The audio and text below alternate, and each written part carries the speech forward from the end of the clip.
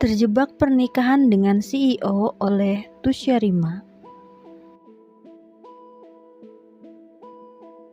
Bab 14, boleh pulang. Mendengar David sudah berjanji, Daniel pun merasa lega. Ia tidak ragu lagi untuk menceritakan semuanya pada suami Eliana tersebut. Mungkin kau pun sudah tahu sebelumnya bahwa kalian berdua akan dijodohkan. Demi terhindar dari perjodohan itu, Eliana memutuskan untuk kabur dari rumah dengan meminta bantuan aku dan Arani. Setelah orang di rumahnya tahu bahwa aku membantu Eliana melarikan diri, tidak hanya membuatku terluka hingga harus dirawat di rumah sakit, mereka juga membuat ayahku bangkrut. Begitupun dengan Arani. Setiap hari, Arani didatangi orang suruhan keluarga Eliana. Dan pada akhirnya, Arani pun menerima tindak kekerasan dari mereka hingga masuk rumah sakit karena tidak mampu membuat Eliana kembali pulang ke rumahnya. Itulah alasan mengapa saat ini aku ingin Eliana menjauh dari kami. Aku tidak ingin hal buruk terjadi lagi pada kami jika masih dekat dengan Eliana. Jelas Daniel dengan perasaan berat. Sebenarnya, Daniel pun tidak ingin memutus persahabatan mereka karena hal ini. Kedekatan mereka sudah lebih dari sekadar persahabatan biasa. Bisa dibilang, mereka adalah saudara yang tidak terikat darah. Mustahil bisa menjauh begitu saja. Tadi, ketika sedang menjenguk Arani di rumah sakit, Daniel melihat Eliana dibawa oleh seorang dokter dengan sebuah berangkar. Tanpa berpikir panjang, Daniel pun diam-diam membuntuti kemana arah tujuan mereka. Ternyata ke sebuah bangsal. Dengan sembunyi-sembunyi, Daniel memperhatikan ruang perawatan Eliana tersebut. Sekalipun ingin, ia tidak berani masuk ke sana. Daniel hanya bisa memandangnya dari kejauhan saja. Barulah di malam hari, ketika yakin Eliana sudah tidur, Daniel memberanikan diri untuk datang menjenguk. Namun, karena ternyata di dalam ruang tersebut sudah ada David, Daniel pun memutuskan untuk pergi lagi. Sekarang kau sudah tahu alasan aku bertengkar dengan Eliana kemarin. Jika kau bersedia memberi ayahku pekerjaan, aku tidak akan meminta Eliana untuk menjauhi kami lagi. Toh, kau dan Eliana sekarang sudah menikah. Mungkin orang dari keluarga Eliana tidak akan mencelakai Arani dan membuat kami sengsara lagi. Tambah Daniel dengan penuh keyakinan. Aku hanya ingin ayahku mempunyai pekerjaan lagi untuk menghidupi kami sekeluarga. Lirih Daniel tiba-tiba. Ada kesedihan ketika ia mengatakan hal ini. Jika bukan karena dirinya, keluarganya tidak akan sengsara seperti sekarang. David mendengar setiap kata yang diucapkan oleh Daniel. Ada keraguan yang terlintas di pikirannya ketika mendengar kekejaman Alex pada sahabat Eliana itu. Namun, walau demikian, David tetap mengiyakan. Baiklah, besok beritahu ayahmu untuk datang ke perusahaan Demino. Asisten Edwin akan mencarikan jabatan yang kosong untuk ayahmu. Jawab David tanpa basa-basi lagi.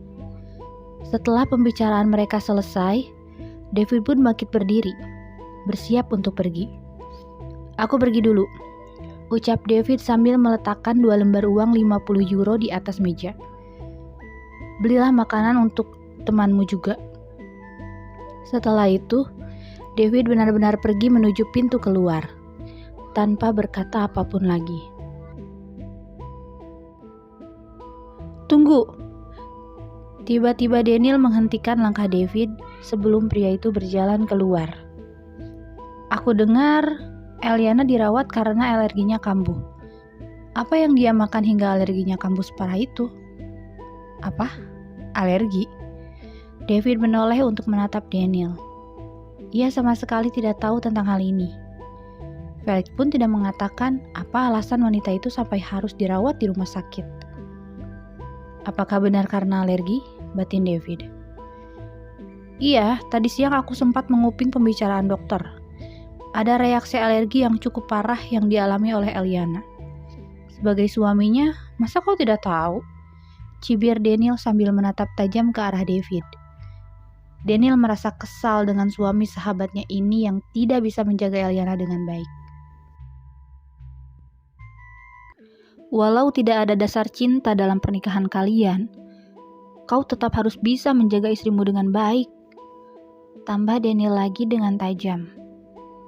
David hanya mendengarnya, sama sekali tidak menanggapi ucapan Daniel. Setelah itu, David benar-benar pergi meninggalkan tempat makan tersebut dengan terburu-buru. Ia tidak sabar ingin segera sampai di gedung rumah sakit dan melihat kondisi Eliana yang katanya sakit karena alerginya kambuh. Pagi yang sejuk di ruang rawat Eliana. Bau disinfektan menusuk indera penciumannya, membuat wanita yang masih lemah itu mulai tersadar. Eliana membuka matanya perlahan, menatap langit-langit berwarna putih dengan pendar lampu yang sangat menyilaukan. "Nona, Anda sudah sadar?" tegur seorang wanita seraya berjalan menghampiri Eliana. Naik, sedang apa kau di sini?" tanya Eliana dengan bingung. Lalu ia duduk, bersandar di kepala tempat tidur sambil menatap wanita tadi yang ternyata adalah Naik, pelayannya. Eliana ingat, wanita yang bernama Naik ini adalah pelayan dari rumah David, sekaligus orang yang dulu merawat ketika dirinya terluka di rumah David. "Saya yang menemani Nona dari semalam. Nanti siang, Nona sudah boleh pulang," ucap Naik dengan sopan. "Di mana David?" tanya Eliana penasaran. Jika pelayannya saja sampai ada di sini, itu berarti David sendiri pun sudah mengetahui bagaimana kondisi Eliana saat ini. Jawaban dari Naik selanjutnya membuat Eliana semakin penasaran. "Dari jam 2 malam, saya menemani Nona di sini. Jadi, saya tidak tahu di mana Tuan berada." "Oh." Eliana menarik pandangannya kembali, tidak bertanya apapun lagi pada Naik.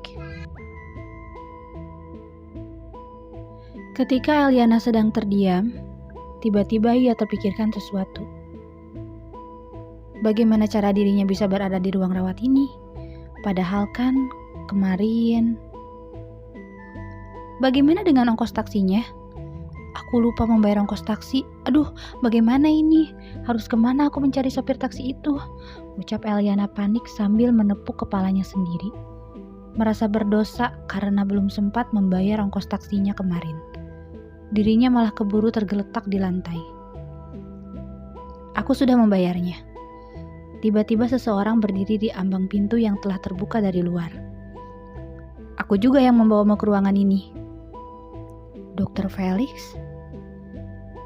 bisik Eliana dengan pelan. Ia menatap pria yang berpakaian putih itu berjalan masuk ke dalam ruangan lalu menghampiri Eliana. "Bagaimana kondisimu sekarang? Apakah sudah baikan?" tanya Felix pada Eliana. Dengan dibantu oleh seorang suster, ia mengecek tanda-tanda vital pada pasiennya tersebut. "Tekanan darahmu cukup normal, suhu tubuhmu juga sudah normal. Apa di badanmu masih terasa gatal atau panas?" tanya Felix lagi sambil memeriksa mata dan mulut Eliana. Dan ya, semuanya nampak baik-baik saja. "Tidak," Eliana menggeleng dengan pelan. "Aku merasa jauh lebih baik sekarang." "Syukurlah, nanti siang kau sudah boleh pulang," ucap Dr. Felix setelah pemeriksaan selesai dilakukan. Eliana merasa lega sekaligus malu dalam satu waktu, terutama ketika mengingat dirinya sudah ditolong oleh Dr. Felix. Jika tidak ada teman David itu, mungkin dirinya benar-benar akan mati di halaman rumah sakit kemarin. Di kantor, semua orang dihebohkan dengan perintah sang atasan yang meminta semua orang untuk mencari koper milik Eliana yang telah dibuang ke bak sampah kemarin. Pasalnya, sekarang ketika David ingin mengambil koper itu kembali, barang tersebut sudah tidak ada. Cari lagi dan lihat rekaman CCTV yang ada di belakang gedung. Cari tahu siapa orang yang berani memungut koper merah muda dari bak sampah. Perintah pria tampan dengan penampilan yang sempurna, namun auranya sangat menyeramkan. Saya tidak ingin tahu. Sebelum jam istirahat tiba, koper itu sudah harus berada di hadapan saya. Tambahnya lagi, masih dengan berteriak. Semua orang dibuat kebingungan oleh perintah bosnya ini. Hanya gara-gara koper yang telah bosnya buang kemarin, sekarang semua karyawan dikumpulkan dan harus ikut menemukannya.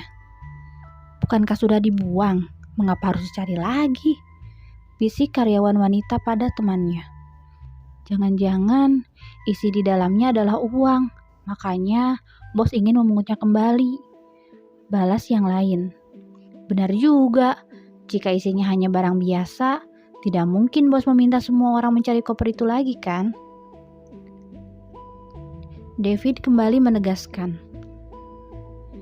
Jika koper dan isi di dalamnya sudah ditemukan, bawa segera ke ruangan saya.